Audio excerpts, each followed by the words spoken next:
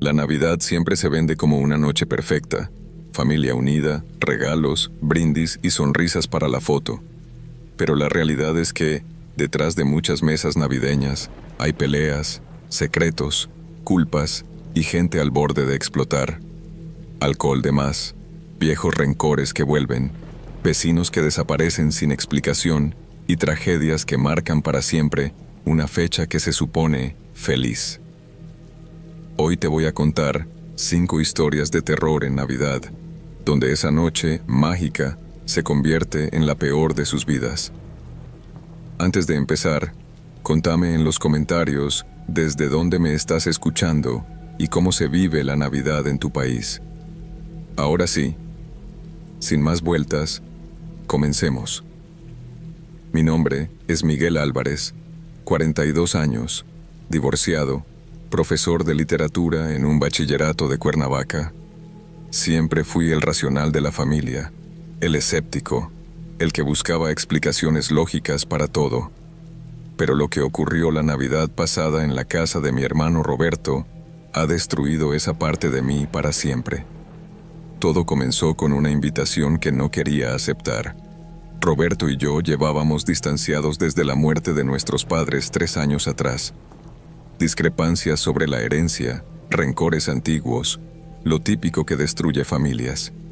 Sin embargo, su llamada sonó sincera. Es Navidad, Miguel. Es hora de dejar atrás el pasado. Ven con nosotros. Los niños preguntan por su tío. Acepté más por soledad que por reconciliación. Mi apartamento vacío y el recuerdo de otra Navidad bebiendo solo me empujaron a su casa en las afueras de Tepoztlán, una propiedad hermosa pero aislada que nuestro padre le había dejado a él, motivo principal de nuestro distanciamiento. Llegué la tarde del 24 de diciembre con un saco lleno de regalos para mis sobrinos, Emiliano de 7 años y Lucía de 5. La casa estaba magníficamente decorada. Un pino natural de 3 metros dominaba la sala principal. Luces, esferas y figurillas de porcelana por todas partes. El nacimiento ocupaba toda una mesa lateral. Isabel, la esposa de Roberto, siempre fue perfeccionista con la decoración. La cena transcurrió mejor de lo esperado. Roberto parecía genuinamente interesado en mi vida. Los niños estaban emocionados con mi presencia. Isabel había preparado bacalao a la vizcaína, romeritos y pierna al horno. El tequila y el vino fluyeron generosamente. Cerca de la medianoche, Roberto propuso un brindis. Por la familia reunida de nuevo y por todos los que ya no están con nosotros. Chocamos copas con cierta melancolía. Fue entonces cuando Emiliano mencionó algo extraño. «Tío Miguel, ¿vas a dormir en el cuarto de la esquina? Ahí es donde se aparece la señora triste». Isabel lo reprendió inmediatamente. «Emiliano, no digas tonterías. Sabes que eso son imaginaciones tuyas». Roberto cambió de tema rápidamente, pero noté una tensión repentina en su rostro. Más tarde, mientras me mostraba precisamente la habitación mencionada, intenté bromear sobre el comentario. «¿Así que tengo compañía fantasmal esta noche?» Roberto no sonrió. «Son cosas de niños. Desde que compramos esa antigua cama en el mercado de antigüedades, Emiliano dice que ve a una mujer llorando junto a la ventana. Pesadillas, nada más». Me mostró el baño, me dio toallas limpias y me dejó solo. La habitación era acogedora pero fría, a pesar de la calefacción. Un balcón pequeño daba hacia el jardín trasero y el bosque cercano. La cama mencionada era una pieza colonial impresionante, con cabecera tallada y postes oscurecidos por el tiempo. Exhausto por el viaje y adormecido por el alcohol, me dormí rápidamente. Desperté sobresaltado a las 3:42 de la mañana, según el reloj digital en la mesita. Un llanto suave provenía del balcón. Pensé inmediatamente en los niños. Quizás Lucía había entrado buscando a sus padres. Me levanté y encendí la lámpara. No había nadie en la habitación, pero el llanto continuaba. Las puertas del balcón estaban entreabiertas, permitiendo que el aire frío de diciembre entrara. Estaba seguro de haberlas cerrado antes de acostarme. Me asomé al balcón. El jardín estaba iluminado tenuemente por la luna. Una figura femenina estaba de espaldas a unos 20 metros, junto al viejo roble. Llevaba lo que parecía ser un vestido blanco largo. Su cabello negro caía hasta la cintura. «¿Isabel?», llamé, confundido. La figura no respondió ni se movió. Bajé rápidamente usando la bata que había traído. El frío me golpeó mientras atravesaba el jardín. Al acercarme, la figura ya no estaba. Recorrí todo el perímetro sin encontrar nada. Regresé a la casa desconcertado. En la cocina encontré a Roberto sentado en penumbras, con un vaso de whisky en la mano. «¿La viste?», preguntó sin mirarme. «Vi a alguien en el jardín. Pensé que era Isabel». «Isabel está dormida. Los niños también». Bebió un largo trago. «Es ella, la mujer de la cama». Me senté frente a él, entre intrigado y molesto por lo que parecía una broma elaborada. «¿De qué hablas?». «Compramos la cama hace 6 meses en un anticuario de Tepoztlán. El dueño nos contó que perteneció a una familia de Puebla. Después empezaron las apariciones. Primero solo las veía Emiliano, luego Lucía, después Isabel. Ahora yo también la veo. Roberto, los fantasmas no existen». Investigué la historia de la cama. Continuó como si no me hubiera escuchado. Perteneció a una mujer llamada Carmen Aguirre. Se suicidó una Nochebuena, en 1942, después de que su marido la abandonara. Se ahorcó en uno de los postes de la misma cama. «Coincidencias y sugestión», respondí. «Los muebles antiguos inspiran ese tipo de historias». Roberto sonrió tristemente. «Eso pensaba yo. El racional, como tú». Volvimos a nuestras habitaciones después de un incómodo silencio. No pude dormir el resto de la noche. Al amanecer, los gritos emocionados de los niños abriendo sus regalos me arrancaron del sopor inquieto en que me encontraba. El día de Navidad transcurrió con aparente normalidad. Desayunamos tamales y chocolate. Abrimos regalos. Los niños jugaron con sus nuevos juguetes. Isabel y Roberto parecían tensos pero cordiales. Nadie mencionó los acontecimientos nocturnos.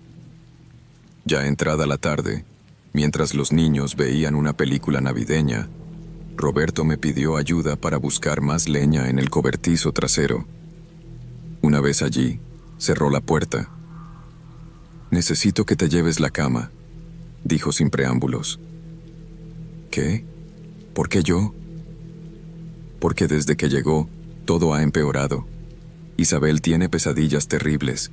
Los niños están asustados. Y yo…». Se detuvo, pasándose la mano por el rostro. «Estoy escuchando voces, Miguel. Me dice cosas horribles. Necesitas ayuda profesional, Roberto. No exorcismos. Llévate la maldita cama. Es tuya. La incluiré como parte de tu herencia. Solo sácala de mi casa». Accedí finalmente, más para tranquilizarlo que por creer sus desvaríos. Acordamos que la recogería el fin de semana siguiente con una camioneta. Esa noche, el ambiente durante la cena fue pesado y silencioso. Los niños se fueron a dormir temprano. Isabel apenas habló. Roberto bebió más de la cuenta. Me retiré a la habitación alrededor de las 11, agotado emocionalmente. Desperté nuevamente en la madrugada. 3:42 de la mañana, exactamente la misma hora. Esta vez, la figura estaba dentro de la habitación, al pie de la cama. Una mujer de rostro pálido, ojeroso, con marcas oscuras en el cuello.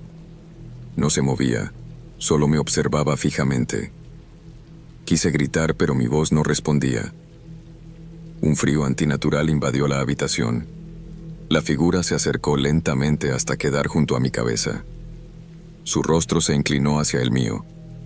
Susurró algo que no logré entender completamente, algo sobre completar y familia.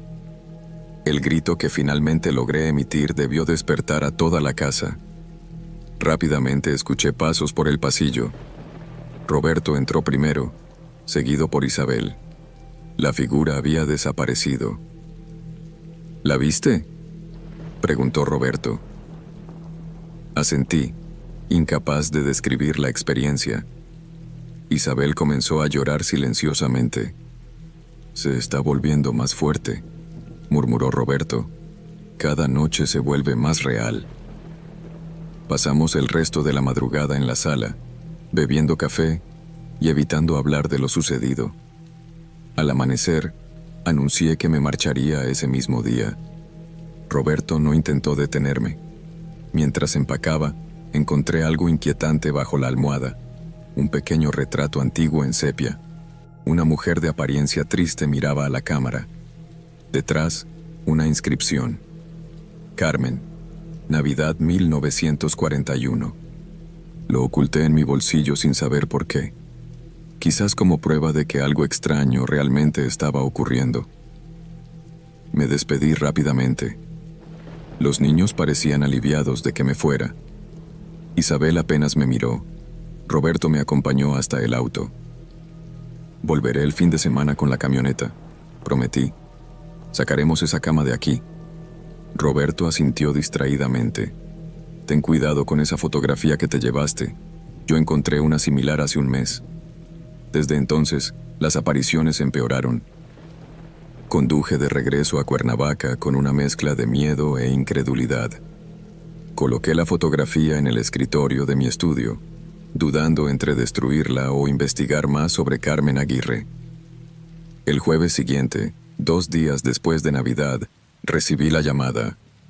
Un vecino había visto humo saliendo de la casa de Roberto al amanecer. Cuando los bomberos llegaron, la vivienda estaba consumida por las llamas. Encontraron 4 cuerpos en los dormitorios. La investigación preliminar sugería que el incendio comenzó en la habitación donde yo había dormido. Mientras identificaba los cuerpos irreconocibles de mi hermano y su familia, recordé el susurro de la aparición. Completar a la familia. Carmen se había suicidado en Navidad. Quería compañía en su fecha especial. Han pasado 11 meses. Vivo atormentado por la culpa. Podría haber salvado a mi hermano si hubiera creído su historia inmediatamente. ¿Fui el catalizador de la tragedia al entrar en esa casa después de años de ausencia? La fotografía sigue en mi escritorio. A veces, cuando trabajo hasta tarde, siento una presencia detrás de mí, un reflejo en la ventana, una respiración cerca de mi oído, y cada noche, a las 3:42 de la mañana, despierto sin falta. A veces creo ver una figura al pie de mi cama. Otras veces, son 4 figuras, una familia completa que me observa en silencio. Faltan 3 semanas para Navidad. He comprado un árbol que no decoraré, preparado una cena que no comeré, y cada día, la tentación de reunirme con ellos se hace más fuerte. Quizás este año la familia estará completa de nuevo.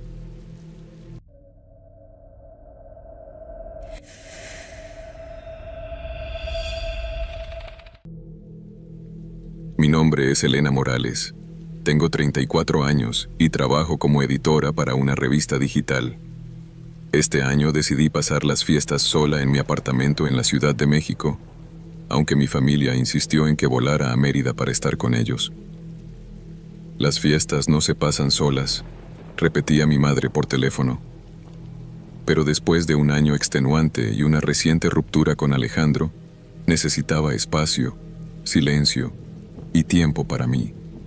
Ahora, mientras escribo esto con manos temblorosas desde la habitación de un hotel, entiendo que debí haberles hecho caso. Todo comenzó el 15 de diciembre. Había colocado un pequeño árbol navideño junto a la ventana de mi sala y colgado luces en el balcón. Nada extraordinario, pero suficiente para sentirme parte de la temporada. Esa noche, al regresar de la oficina, noté algo extraño. Mi taza de café no estaba donde la había dejado por la mañana. Estaba segura de haberla dejado junto al fregadero, pero ahora estaba en el escurridor, perfectamente limpia. Lo atribuí al cansancio o a un lapsus mental. «Te estás volviendo loca, Elena», me dije mientras preparaba la cena. Pero esa sensación persistió, la incómoda certeza de que algo no estaba bien. 3 días después, encontré un regalo envuelto debajo de mi árbol. Un pequeño paquete con papel rojo y un moño dorado, sin tarjeta ni remitente. No recordaba haberlo puesto allí. Mis amigos tenían la costumbre de dejarse regalos mutuamente, así que asumí que alguien había pasado mientras yo estaba en el trabajo. Quizás Daniela, mi vecina, quien tenía una llave de emergencia. Le envié un mensaje. «Gracias por el detalle navideño».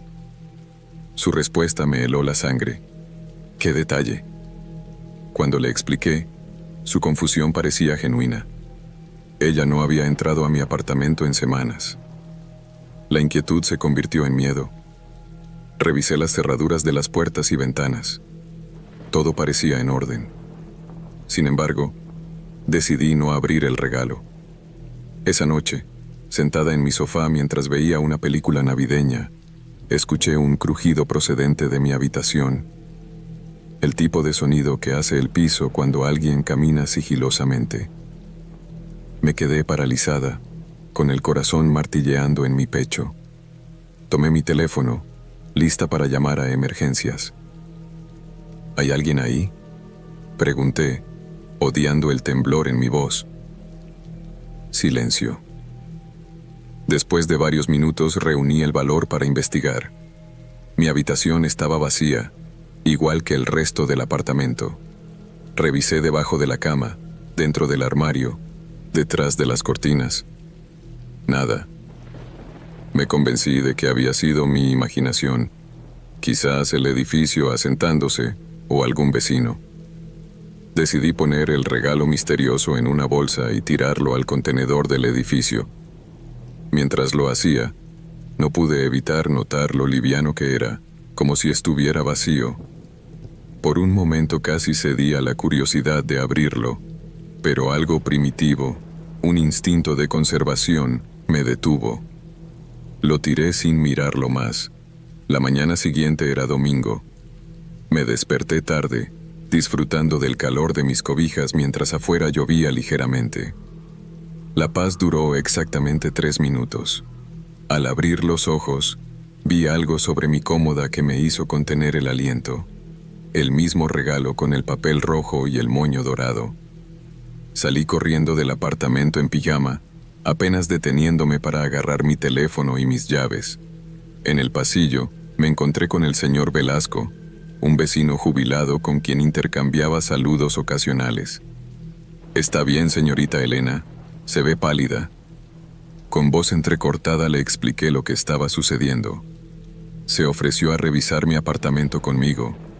No encontramos a nadie, pero el señor Velasco notó algo que yo había pasado por alto. Una pequeña marca en el marco de la ventana del balcón, como si alguien hubiera forzado la cerradura. Llamamos a la policía.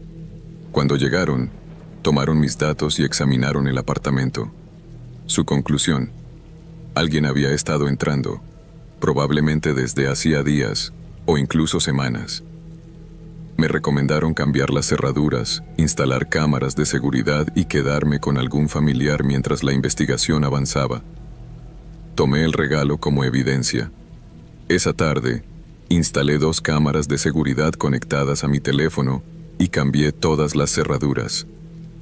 El cerrajero, un hombre de mediana edad llamado Gustavo, me miró con genuina preocupación. «Señorita, estas cerraduras antiguas son muy fáciles de abrir. Cualquiera con un poco de práctica podría hacerlo sin dejar marcas», comentó mientras instalaba los nuevos mecanismos. Esa noche no pude dormir. Cada sonido, cada crujido, me hacía saltar. Revisaba constantemente las imágenes de las cámaras en mi teléfono. A las 3:12 de la madrugada, la aplicación de la cámara me alertó de movimiento.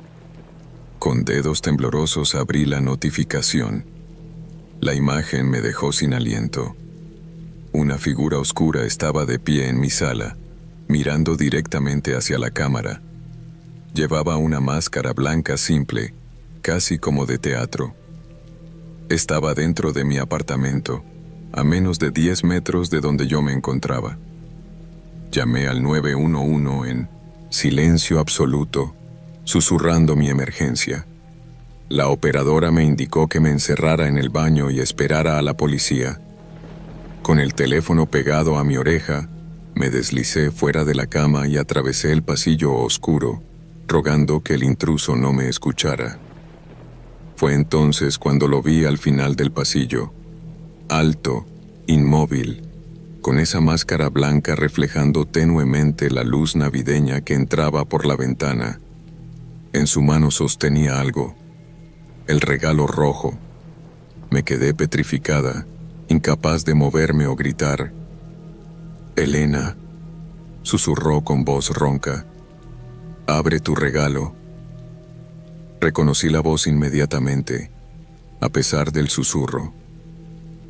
Alejandro, mi ex. El hombre con quien había terminado 3 meses atrás después de descubrir sus llamadas y mensajes obsesivos a mi hermana menor.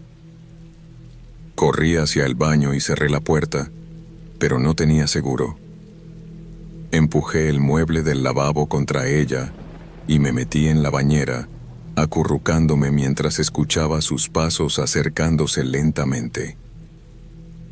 «Solo quiero que veas lo que te traje», insistía mientras empujaba la puerta. El mueble comenzó a ceder. «He estado dejándote pistas. ¿No te gustaron mis pequeños cambios en tu apartamento? Pensé que te darías cuenta de que era yo». La puerta se abrió lo suficiente para que pudiera meter su brazo. En su mano seguía sosteniendo el regalo, ahora parcialmente aplastado. «Ábrelo», exigió, su voz alternando entre súplica y amenaza. En ese momento, escuché las sirenas. Alejandro también. La presión contra la puerta cesó. Escuché sus pasos apresurados, el sonido de la ventana del balcón abriéndose, y luego silencio. Cuando la policía entró a mi apartamento, encontraron el regalo tirado en el pasillo. Esta vez, lo abrimos. Dentro había un pequeño frasco de perfume y una nota, para que siempre huelas como te recuerdo. El frasco contenía un líquido claro que, según los análisis posteriores, era una mezcla de agua y fluidos corporales de Alejandro. El horror no terminó ahí. La investigación reveló que Alejandro había estado entrando a mi apartamento durante semanas mientras yo trabajaba. Había usado la llave que una vez le di y nunca pedí de vuelta. Encontraron cámaras ocultas en mi habitación y baño, conectadas a su teléfono. Había estado observándome, durmiendo en mi cama cuando yo no estaba, usando mis cosas, incluso probando mi comida. Lo peor fue descubrir su diario, encontrado en su apartamento durante el cateo. Había anotado meticulosamente cada uno de mis movimientos durante meses. Sabía mis horarios, mis hábitos, mis conversaciones telefónicas.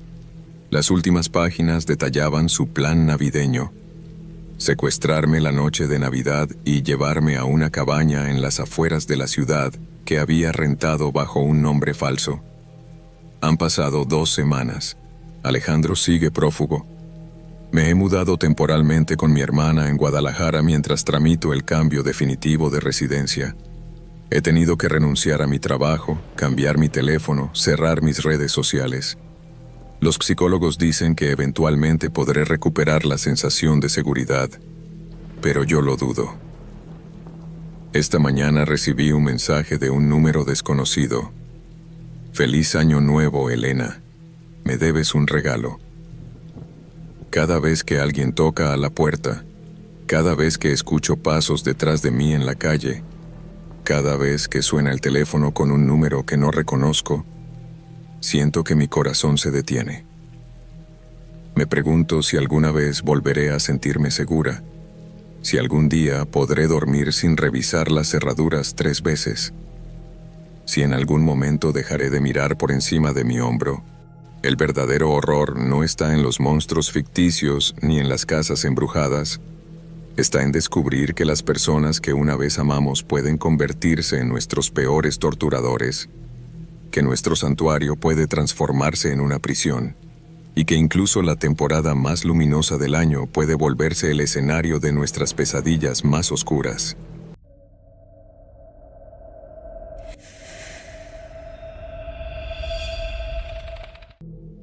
Me llamo Ernesto Rodríguez. Tengo 43 años y hasta hace poco era profesor de secundaria en Puebla. Nunca creí que podría convertirme en el monstruo que habita ahora en mi piel. Antes, la Navidad representaba esperanza y familia. Ahora, solo me recuerda la noche en que perdí todo, incluyendo a mí mismo. Hace un año, mi esposa Teresa, mis hijos Emilio y Sofía de 10 y 8 años, y yo vivíamos en una casa modesta en las afueras de la ciudad. No éramos ricos, pero teníamos suficiente. Cada diciembre decorábamos con luces coloridas, colocábamos el nacimiento y cenábamos en familia el 24. Era nuestra tradición. Mi cuñado Roberto solía unirse a nosotros.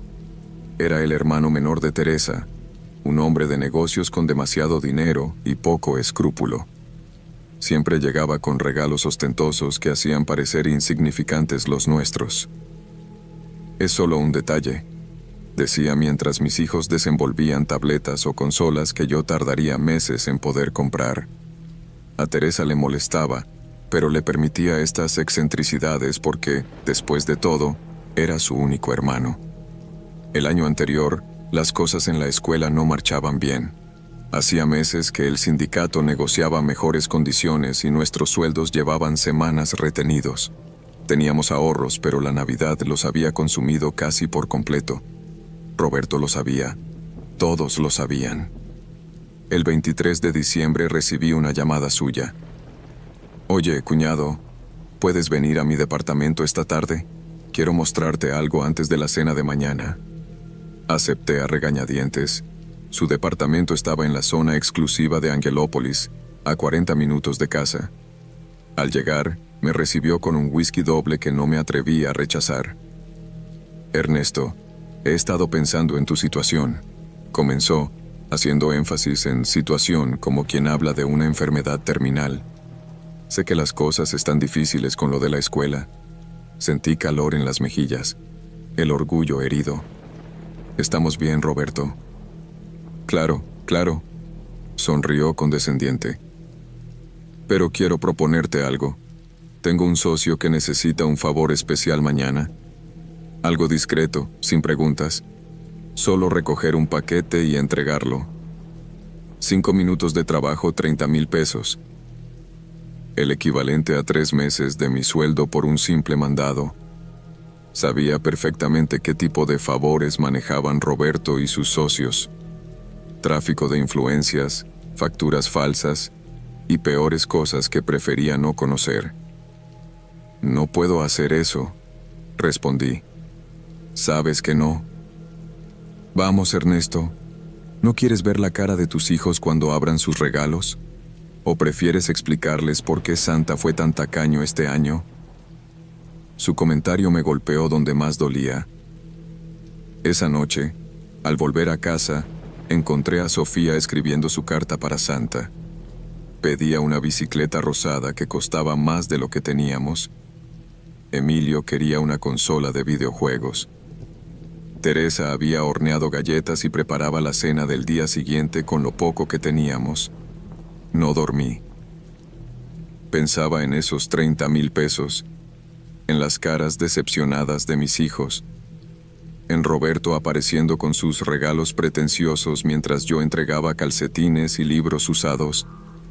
A la mañana siguiente llamé a ese número. La voz al otro lado fue clara. «Estacionamiento del Centro Comercial Galerías, 6 de la tarde. Busca un Jetta negro. Recoge un maletín.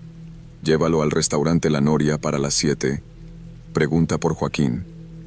Sin mirar dentro, sin preguntas, Pasé el día ayudando con los preparativos navideños, mientras el estómago me ardía por los nervios. A las 5:30 le dije a Teresa que había olvidado comprar su regalo. Una mentira pequeña que iniciaría una cadena irreparable. El estacionamiento estaba casi vacío. Nochebuena. Familias cenando. Yo recogiendo un maletín negro que pesaba demasiado para contener documentos. No miré dentro. No hice preguntas. Al llegar al restaurante La Noria, pregunté por Joaquín. El mesero me condujo a un privado al fondo. 2 hombres esperaban. Uno delgado, entradas pronunciadas, ojos penetrantes, el otro corpulento, manos como jamones sobre la mesa. ¿Traes lo mío?, preguntó el delgado. Le entregué el maletín, verificó el contenido y sonrió. Perfecto, Carlos te dará lo tuyo. El corpulento sacó un sobre, 30,000 pesos en efectivo. Cuando extendí la mano, él preguntó, ¿sabes qué acabas de hacer? Prefiero no saberlo. Acabas de entregar 2 kilos de cocaína pura. Feliz Navidad. Salí tambaleándome. En el auto, vomité sobre el volante. 2 kilos. Suficiente para una condena de 10 años. Me habían convertido en narcotraficante por 30,000 pesos. Conduje a casa en piloto automático. Las luces navideñas ahora parecían burlas luminosas. Al llegar, forcé una sonrisa. La cena transcurrió como una obra mal actuada. Roberto llegó con sus regalos extravagantes. Yo tenía un sobre con dinero manchado de sangre invisible. Después de la cena, mientras Teresa acostaba a los niños, Roberto me encontró en la cocina. ¿Todo bien, profesor? Su tono burlón me revolvió el estómago. ¿Por qué no me dijiste qué era? ¿Por qué no habrías aceptado? Pero oye, ya está hecho. Felicidades. Acabas de ganar más en 1 hora que en 1 mes enseñando ecuaciones. No quiero estar involucrado en eso. Fue un error. Lamentablemente ya lo estás. Joaquín quedó impresionado con tu discreción. Quiere que trabajes regularmente para él. ¿Qué? No. Fue una vez. Solo por Navidad. Roberto sonrió. No funciona así, Ernesto. Cuando entras, no sales. Pero no te preocupes. Es buen dinero. No me interesa. Dile que no. Piénsalo. O tendré que explicarle que el profesor de moral y ética no tiene estómago después de todo. A Joaquín no le gustan las decepciones, ni los cabos sueltos. La amenaza quedó flotando entre nosotros. Roberto se fue poco después, dejándome con un terror frío que ninguna chimenea podría calentar. Esa noche no pude dormir. A las 3 de la mañana, alguien llamó a la puerta. Al abrir, encontré al hombre corpulento del restaurante. Carlos. Joaquín te necesita ahora. Es Navidad. Mi familia... Joaquín, te necesita. Ahora. Miré hacia el dormitorio donde dormían Teresa y los niños. Denme 1 minuto. Me vestí en silencio. Besé a Teresa en la frente sin despertarla. Me asomé al cuarto de los niños. Sus calcetines navideños colgaban junto a sus camas, llenos de golosinas y pequeños juguetes comprados con dinero sucio. Carlos me condujo a una bodega en las afueras.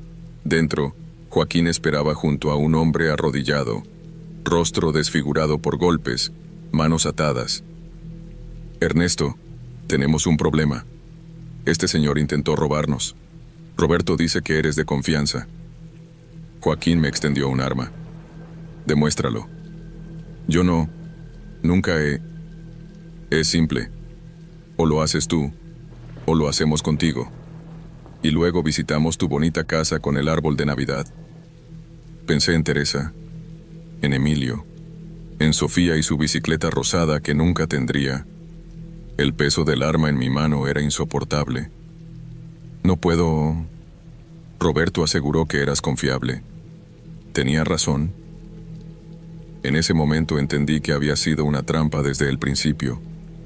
Roberto me había entregado a estas personas, quizás por una deuda propia. quizás por puro placer perverso. El porqué ya no importaba. Lo que pasó después lo recuerdo en fragmentos inconexos. El sonido ensordecedor, el olor a pólvora y sangre, la sensación de vacío absoluto mientras me llevaban de vuelta a casa al amanecer del día de Navidad. Entré silenciosamente. Los regalos seguían bajo el árbol. En unas horas, los niños despertarían emocionados. Teresa prepararía chocolate caliente, pero yo ya no estaba allí realmente. Había dejado algo esencial en aquella bodega. La policía llegó 3 días después, no por el hombre de la bodega, sino por una investigación que llevaba meses. Roberto había caído y, en su desesperación, me había implicado en todo. No vi a mi familia abrir los regalos del año nuevo, ni celebraremos el próximo cumpleaños de Sofía. No veré a Emilio graduarse de la primaria. Hoy, desde esta celda, mientras escucho villancicos distantes que alguien sintoniza en una radio, entiendo que la verdadera oscuridad no son los monstruos bajo la cama. Son las decisiones que tomamos cuando creemos estar protegiendo a quienes amamos. Son los compromisos pequeños que se convierten en abismos. Es descubrir que, por 30 monedas de plata, cualquiera puede convertirse en Judas. La Navidad llegará nuevamente. Las familias celebrarán. Y yo seguiré aquí, atormentado por campanillas y luces coloridas que solo me recuerdan que, en una noche destinada a la esperanza, yo elegí la desesperación, y ese fue solo el principio del infierno.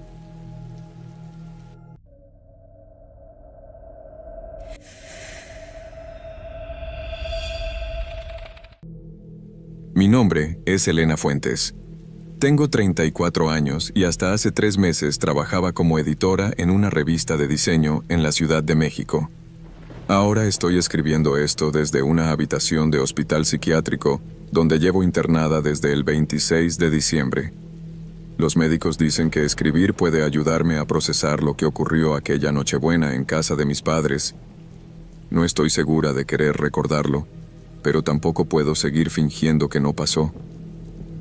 Siempre tuve una relación complicada con las fiestas navideñas.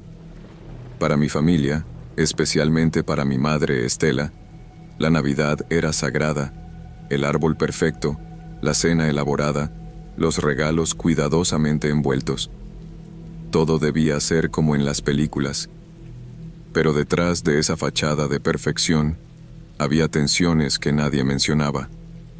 Mi hermano Carlos y su alcoholismo, el distanciamiento entre mis padres, mi propia ansiedad social que empeoraba cada año. Este diciembre fue diferente.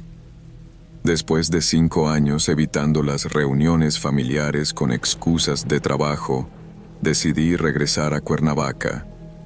Mi terapeuta insistía en que enfrentar a mi familia era necesario para mi proceso de sanación. Además, mi padre había sufrido un infarto leve en septiembre, y aunque se recuperaba bien, la fragilidad repentina de quien siempre pareció indestructible me hizo reconsiderar mis prioridades. Llegué el 23 de diciembre. La casa lucía como siempre. El enorme pino natural decorado con esferas rojas y doradas, el nacimiento meticulosamente montado, las luces multicolores enmarcando ventanas y puertas. Mi madre me recibió con un abrazo tenso, como si abrazara a una extraña que se parecía a su hija. «Tu hermano llegará mañana con Daniela y los niños», dijo mientras me mostraba mi antigua habitación, ahora convertida en cuarto de huéspedes. «Tu padre está descansando. La medicación lo deja agotado». Esa noche, revisando viejos álbumes familiares, encontré fotografías que no recordaba. En varias, aparecía junto a una niña de mi edad aproximada. Tenía el pelo oscuro y una sonrisa peculiar, con los incisivos ligeramente torcidos. «¿Quién es ella?», le pregunté a mi madre mientras señalaba la foto. Se tensó visiblemente. «Luciana Herrera. Vivía en la casa de al lado cuando teníamos la casa en Tepoztlán. No la recuerdas porque solo jugaron juntas un verano, antes de que se mudaran». Algo en su tono me inquietó, pero no insistí. Más tarde, cuando mi padre despertó, lo noté distante. Me abrazó mecánicamente, y sus ojos parecían no enfocarme del todo. «Qué bueno que viniste», dijo sin emoción. «Tu madre necesita ayuda con todo esto». La Nochebuena comenzó como un día tenso pero manejable. Ayudé a mi madre con la cena mientras ella criticaba sutilmente cada cosa que hacía. Cómo picaba las verduras, cómo colocaba la mesa, mi decisión de no usar maquillaje. Carlos llegó por la tarde con su esposa y sus gemelos de 7 años. Parecía sobrio y animado, aunque noté cómo su mano temblaba al servirse agua. Durante la cena, la conversación fue incómodamente educada. Hablamos del trabajo de Carlos, de los niños, de la política local. Pero había algo extraño en el ambiente. Mi madre lanzaba miradas nerviosas hacia la puerta, como esperando a alguien más. Mi padre apenas comía, removiendo la comida en su plato. Los niños estaban inusualmente callados.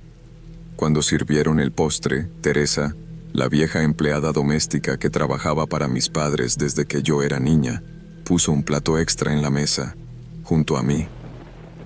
«¿Para quién es ese plato?», pregunté extrañada. Un silencio denso cayó sobre la mesa. Mi madre miró a mi padre con pánico.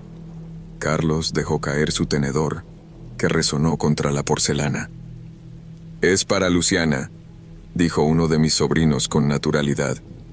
«Abuela siempre pone un plato para Luciana en Navidad». «Miguel, no hables de eso», lo reprendió Carlos bruscamente. «¿Por qué no?», insistió el niño. «Tú dijiste que tía Elena sabía sobre Luciana». Sentí un escalofrío recorrerme la espalda. ¿Qué se supone que debo saber sobre ella? Mi madre se levantó abruptamente y salió del comedor. Mi padre me miró por primera vez directamente a los ojos. «Creo que es momento de hablar de ciertas cosas, Elena. No estábamos seguros de si recordabas. Los médicos dijeron que probablemente habías bloqueado todo lo sucedido». «¿Qué médicos? ¿De qué están hablando?». Carlos intervino. «Luciana Herrera era tu mejor amiga cuando teníamos la casa en Tepoztlán. Tenías 8 años. Esa Navidad, ustedes...». «Basta», cortó mi padre. «Debemos hablar de esto en privado». Los niños fueron enviados a ver televisión. Daniela se excusó para acompañarlos. Los tres, mi padre, Carlos y yo, nos trasladamos al estudio. Mi madre seguía ausente. Lo que escuché durante la siguiente hora destrozó los cimientos de todo lo que creía sobre mi vida. Luciana y yo habíamos sido inseparables aquel verano. Según Carlos, yo cambiaba cuando estaba con ella. Me volvía desafiante, temeraria. Mis padres no aprobaban la amistad porque la familia Herrera era problemática, pero nosotras encontrábamos formas de vernos. Esa Navidad, después de la cena, nos escabullimos al bosque cercano. Según la investigación posterior, jugamos cerca del barranco que bordeaba la propiedad. Yo regresé sola, cubierta de barro y con una mirada perdida. Luciana nunca volvió. Su cuerpo fue encontrado 3 días después en el fondo del barranco. «Dijiste que había caído», explicó mi padre con voz quebrada. «Pero había marcas». Los investigadores cuestionaron si podría haber sido empujada. Eras una niña, tenías 8 años. No comprendían la gravedad de sus insinuaciones. «¿Me están diciendo que creen que empujé a una niña por un barranco?», pregunté incrédula. «No», respondió Carlos. «Los peritos determinaron que fue un accidente. Pero tú dejaste de hablar durante meses. Después, aparentemente olvidaste todo sobre Luciana. Los psicólogos dijeron que era un mecanismo de defensa, que no debíamos forzarte a recordar». Mi cabeza daba vueltas. Fragmentos de recuerdos comenzaron a surgir. Una risa aguda, un desafío, el viento frío de la noche, un grito repentinamente interrumpido. Me levanté tambaleándome. «Necesito aire», murmuré. Sin esperar respuesta, salí al jardín trasero. La noche estaba fría y despejada, iluminada por una luna casi llena. Fue entonces cuando la vi, sentada en el columpio que mi padre había instalado años atrás, una niña de pelo oscuro que me miraba fijamente. Tenía los incisivos ligeramente torcidos cuando sonrió. «Feliz Navidad, Elena», dijo con una voz que reconocí instantáneamente. «¿Quieres jugar como antes?», grité. O eso me dijeron después.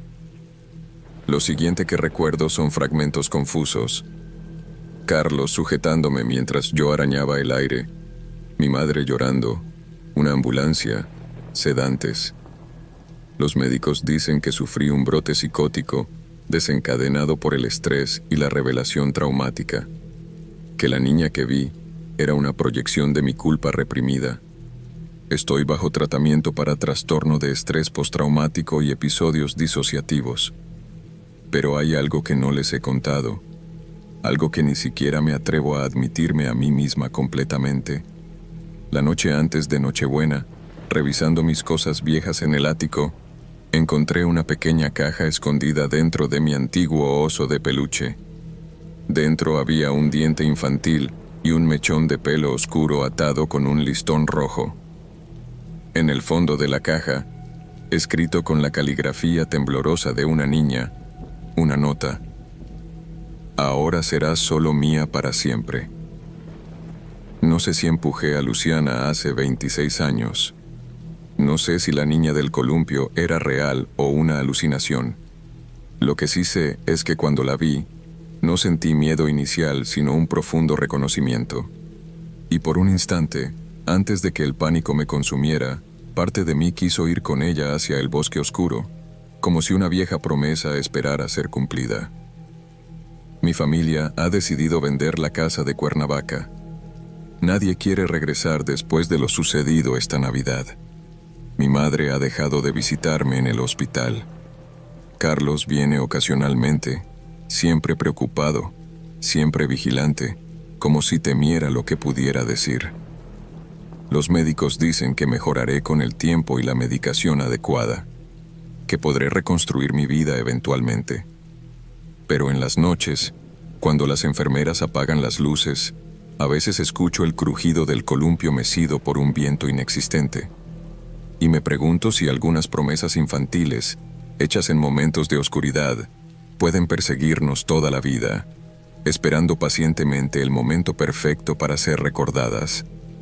La próxima Navidad estaré aquí, en esta habitación aséptica con ventanas selladas, y tal vez sea lo mejor para todos.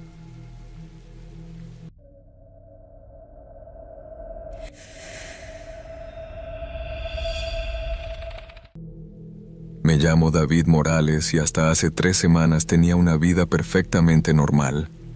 Un trabajo como contador en un despacho respetable, un departamento cómodo en la zona centro, planes para el futuro. Ahora escribo esto desde una habitación de hospital psiquiátrico con las muñecas vendadas y la mente fragmentada en pedazos que nadie, ni siquiera yo, puede recomponer. Todo comenzó con una invitación que nunca debí aceptar. Hace 15 años me alejé de mi familia y mi pueblo natal, San Miguel del Monte, un lugar pequeño en las montañas donde todos se conocen. Me fui tras una discusión brutal con mi padre, prometiendo no volver jamás. Durante años mantuve contacto mínimo con mi madre y mi hermana menor, Elena, mediante llamadas esporádicas. Este año, sin embargo, Elena insistió en que regresara para Navidad. Nuestro padre había fallecido en marzo, y, según ella, era momento de sanar heridas y estar unidos como familia. Accedí más por culpa que por deseo. El 23 de diciembre empaqué regalos, ropa para 4 días, y tomé la carretera hacia el pueblo. Mientras conducía por aquel camino serpenteante entre bosques de pinos, sentí que algo en mi interior se contraía. Los recuerdos que había sepultado comenzaban a removerse como si algo los despertara. La casa familiar seguía igual, una construcción antigua de 2 pisos con techo a 2 aguas y un porche desgastado. Mi madre me recibió con un abrazo que correspondí torpemente. A sus 67 años, se veía mucho más vieja de lo que debería. Elena, Su esposo Carlos y sus gemelos de 7 años llegaron poco después. La casa se llenó de ruido familiar, preparativos navideños y el aroma de ponche y tamales. Esa primera noche, después de la cena, Elena me asignó mi antigua habitación. La dejamos tal como estaba, David. Papá nunca permitió que la tocáramos. Un escalofrío me recorrió la espalda. No quería dormir rodeado de mis cosas de adolescente, pero insistir en quedarme en un hotel habría sido un desaire imperdonable. Al abrir la puerta, el pasado me golpeó como una bofetada física. Todo estaba exactamente igual. Los pósters de bandas de rock, la colección de libros de Stephen King, la vieja computadora en el escritorio. Me senté en la cama y sentí el colchón hundirse en los mismos lugares donde mi cuerpo adolescente había dejado su marca. Bajo la almohada, mi diario seguía ahí. Lo abrí y mi letra temblorosa de 17 años me trasladó inmediatamente a aquellas navidades que mi mente había bloqueado. 24 de diciembre. Esta noche vendrá de nuevo. Lo escuché hablar con mamá. Dijo que teníamos un asunto pendiente. Tengo miedo. Ya no puedo soportarlo más. Cerré el diario de golpe. Los recuerdos que había enterrado comenzaron a filtrarse. Mi padre entrando a mi habitación en Nochebuena, borracho, con ese brillo peligroso en los ojos. «Es nuestro secreto navideño», susurraba mientras se sentaba en mi cama. «Si hablas, destruirás a esta familia». Año tras año, desde que cumplí 12, corrí al baño y vomité hasta que solo quedaba bilis. Cuando regresé a la habitación, miré por la ventana y vi algo imposible. Una figura masculina en el jardín trasero, mirando hacia mi ventana. La silueta inconfundible de mi padre. Bajé las escaleras tropezando, convencido de que mi mente me jugaba una broma macabra. En la cocina encontré a mi madre preparando masa para el pan de muerto del día siguiente. «¿Estás bien, hijo? ¿Estás pálido?», preguntó sin levantar la vista de la masa. Creí ver a alguien en el jardín. Se parecía a papá. Sus manos se detuvieron. «Es normal», dijo finalmente. «En estas fechas su presencia se siente más fuerte». «Mamá, necesito preguntarte algo. ¿Tú sabías lo que papá...?» Me interrumpió bruscamente. «Tu padre era un buen hombre, David. Tuvo sus problemas, como todos, pero nos amaba a su manera». «¿A su manera? ¿Así justificas lo que me hizo?» Mi madre me miró con ojos vacíos. «Mañana es Nochebuena. Tu padre siempre decía que en Navidad la familia debe permanecer unida, callar lo que duele y seguir adelante. Es lo que hemos hecho siempre». Esa noche no pude dormir. A las 3 de la madrugada, escuché a los niños cuchicheando en el pasillo. Me asomé y vi a los gemelos, Martín y Manuel, hablando frente a la puerta del despacho que había pertenecido a mi padre. «¿Qué hacen despiertos?», les pregunté. Se sobresaltaron. «Estamos esperando a que salga el abuelo», dijo Martín. «Mamá dice que siempre viene en Navidad a dejarnos regalos especiales». «El abuelo está muerto», respondí más bruscamente de lo que pretendía. Manuel negó con la cabeza. «No, tío, lo vimos anoche. Entró por la ventana de nuestra habitación. Dijo que teníamos que guardar un secreto». El horror me paralizó. «¿Qué secreto?». Los niños intercambiaron miradas y bajaron la voz. Nos mostró cómo deben portarse los niños buenos en Navidad. Dijo que si contábamos, Santa no vendría nunca más. Sentí que el suelo se desvanecía bajo mis pies. La historia se repetía horriblemente. Tomé a los niños de los hombros. ¿Les hizo daño? ¿Los tocó?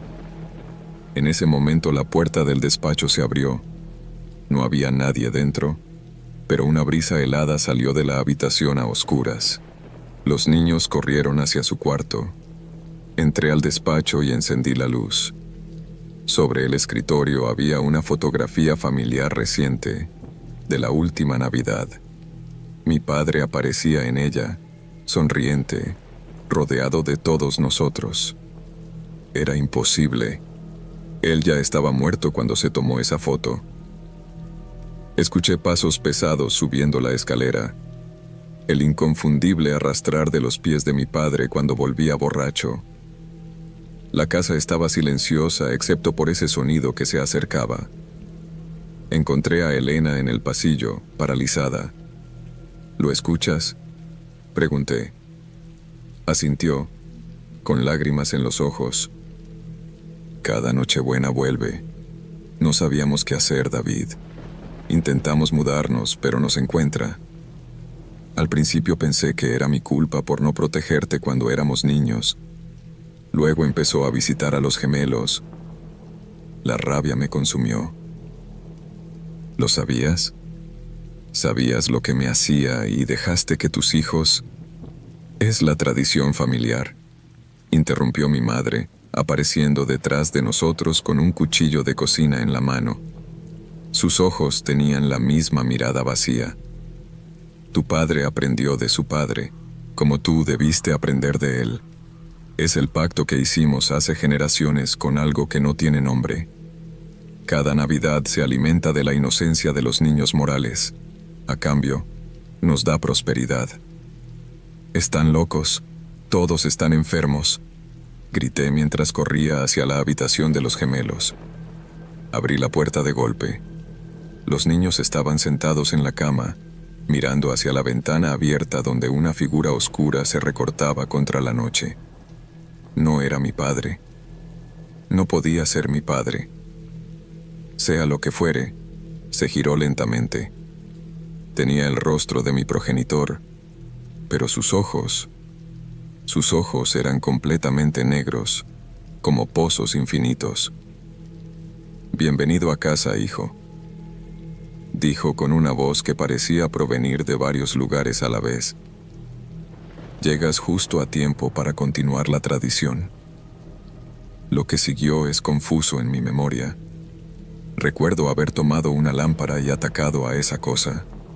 Recuerdo a mi madre y Elena intentando detenerme. Recuerdo la sangre, los gritos, el fuego que comenzó en algún momento. Cuando la policía llegó, la casa estaba en llamas. Encontraron a mi madre y Elena inconscientes en el pasillo.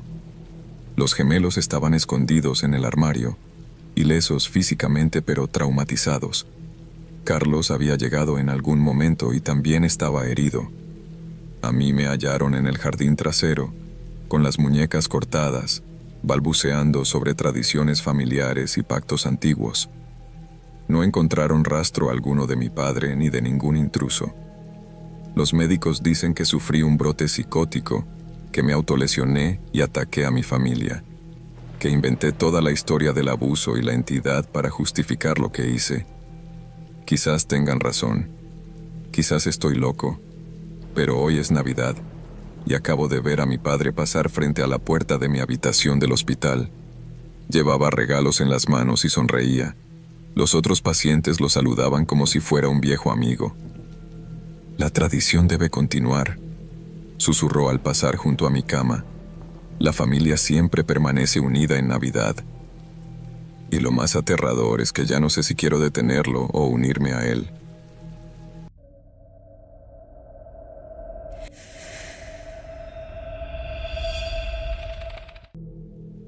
Me llamo Carmen Sánchez y hasta hace 3 semanas trabajaba como editora en una revista digital en la Ciudad de México. Tenía un apartamento pequeño pero acogedor en La Condesa, un gato llamado Simón y planes para unas vacaciones en Puerto Vallarta después de Año Nuevo. Ahora estoy en una habitación de hospital, con cicatrices que nunca desaparecerán y recuerdos que me despiertan gritando en medio de la noche. Todo por haber decidido pasar la Navidad en mi pueblo natal después de 5 años de ausencia. Crecí en San Miguel de Allende, en una casa antigua de cantera con un patio interior lleno de bugambilias. Mi madre murió cuando yo tenía 17 años y mi padre se volvió a casar 2 años después con Elena, una mujer 20 años menor que él. Nuestra relación nunca fue buena, así que en cuanto pude, me mudé a la capital. Las visitas se fueron reduciendo hasta volverse llamadas ocasionales en cumpleaños y fechas importantes. Este año, sin embargo, algo cambió. Mi padre había cumplido 60 años, y durante nuestra última llamada telefónica noté algo extraño en su voz.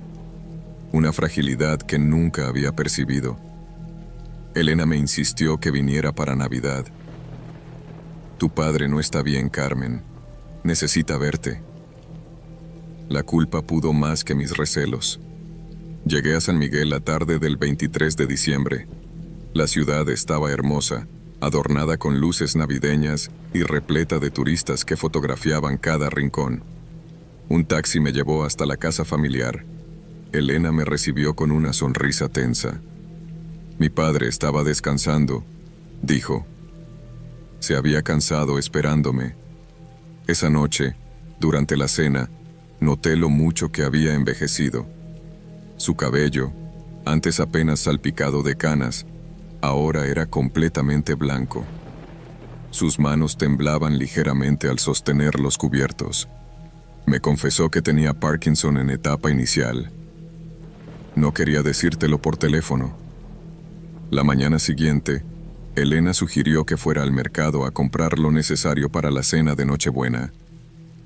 Así reencuentras la ciudad, dijo con una amabilidad que me resultó sorprendente. Tu padre estará mejor después de su siesta. El mercado estaba abarrotado. Me moví entre los puestos comprando chiles, frutas y verduras mientras recobraba los recuerdos de mi adolescencia. Fue entonces cuando escuché que alguien llamaba mi nombre. Al girarme, vi a Javier Ruiz, mi vecino y compañero de preparatoria. Carmen, ¿cuánto tiempo? Su abrazo fue demasiado largo, demasiado íntimo. No sabía que habías vuelto. Javier había cambiado. El muchacho tímido que recordaba ahora era un hombre corpulento con una inquietante intensidad en la mirada. Me contó que trabajaba en bienes raíces, que nunca se había casado, que había seguido mi carrera desde lejos. Mencionó detalles de mi vida que me sorprendió que conociera. Tu último artículo sobre arte urbano en la revista fue excelente, dijo mientras me ayudaba con las bolsas. Y ese vestido azul que llevaste a los premios de periodismo el mes pasado, te sentaba muy bien. No recordaba haber publicado esa información en ninguna red social. Un escalofrío me recorrió la espalda, pero lo atribuí a mi imaginación. Después de todo, era Navidad y estaba en mi pueblo. No había razón para sentir miedo. Javier se ofreció a llevarme a casa, pero decliné la oferta. ¿Al menos me das tu número?, insistió. Podríamos tomar un café antes de que te vayas. Accedí para terminar la conversación lo antes posible. Esa noche, mientras ayudaba a Elena con los preparativos para la cena, mi teléfono vibró constantemente. Javier me había enviado 15 mensajes, preguntas sobre mi vida en México, comentarios sobre recuerdos compartidos que yo apenas recordaba, fotos antiguas de nosotros en la escuela que no sabía que existían. El último mensaje me dejó helada. Una foto reciente mía, tomada en un café de la Condesa la semana anterior. Siempre te he seguido, decía el texto, desde lejos. Bloqueé su número inmediatamente y consideré llamar a la policía. Pero era Nochebuena, mi padre estaba enfermo y no quería arruinar la celebración. Decidí que lidiaría con eso después de las fiestas. Otro error. La cena transcurrió en aparente normalidad. Elena se había esmerado con el pavo relleno y los romeritos. Mi padre parecía más animado. A medianoche, brindamos y nos dimos los abrazos tradicionales. Fue entonces cuando el timbre sonó. Debe ser el sobrino de Elena, comentó mi padre. Dijo que pasaría a saludar. Pero cuando Elena abrió la puerta, escuché la voz de Javier.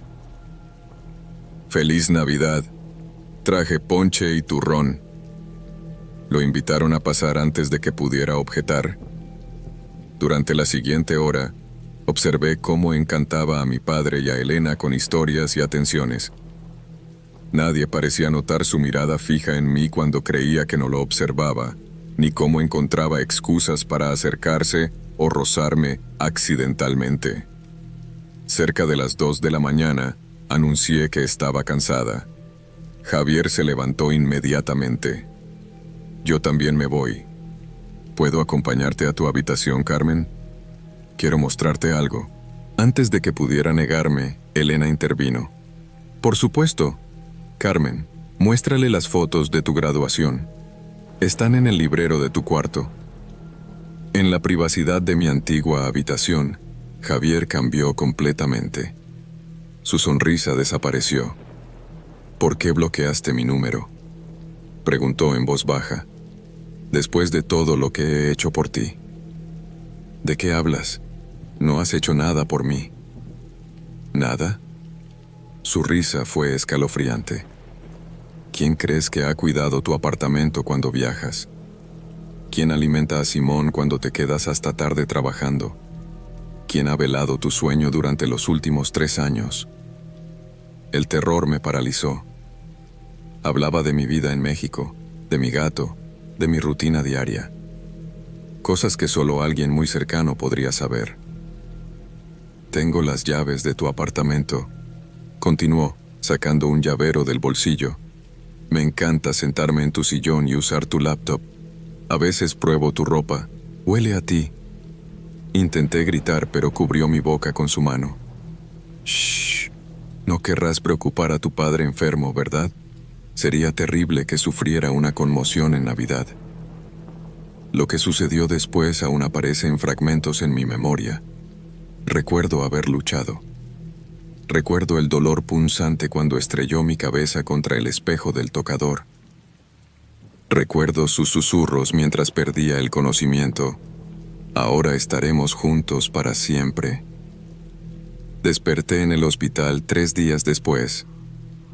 Elena me explicó entre lágrimas que había escuchado un ruido, y al subir me encontró inconsciente.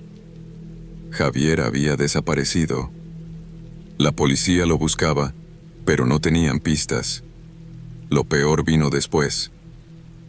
Cuando revisaron su apartamento, encontraron un santuario dedicado a mí. Fotos mías desde la adolescencia hasta la semana anterior. Un diario detallando mis movimientos durante años. Prendas de ropa que reconocí como mías y que pensaba haber perdido. Un juego de llaves de mi apartamento en México. Han pasado 3 semanas. Tengo una cicatriz que recorre mi sien derecha hasta la mejilla. Los médicos dicen que tuve suerte.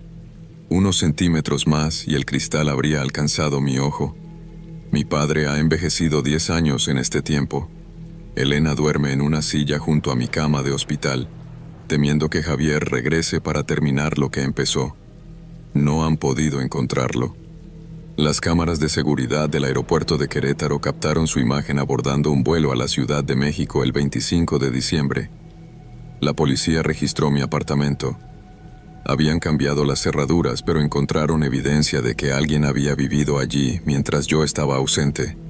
Mi gato Simón había desaparecido.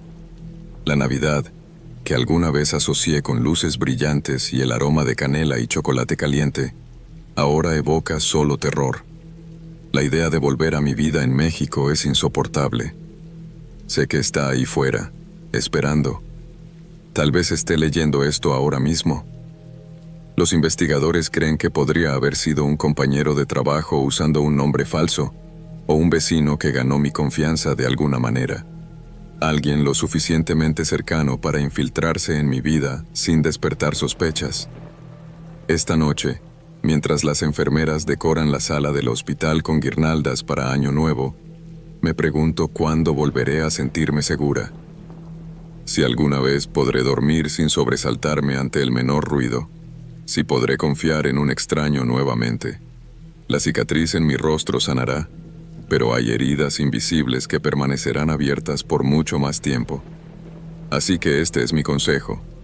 Presta atención a las señales. No justifiques comportamientos que te incomodan. Y por favor, verifica 2 veces quién tiene acceso a tu vida, porque a veces el monstruo no se esconde bajo la cama ni en el armario. A veces, el monstruo tiene las llaves de tu casa y conoce exactamente cuál es tu mayor miedo.